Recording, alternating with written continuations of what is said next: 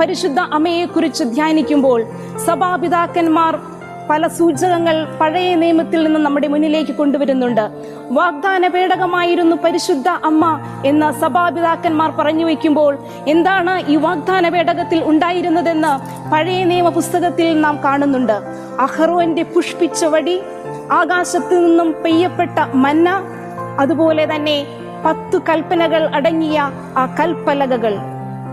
വാഗ്ദാന പേടകമായ പരിശുദ്ധ അമ്മയെ കുറിച്ച് നാം ധ്യാനിക്കുമ്പോൾ നാം കാണും ജസ്സയുടെ കുറ്റിയിൽ നിന്നും കിളിർത്തു വന്ന ദാവീദിന്റെ പുത്രനായ യേശുവിനെയാണ് വാഗ്ദാന പേടകമായ പരിശുദ്ധ അമ്മ ഉൾക്കൊണ്ടിരുന്നത്.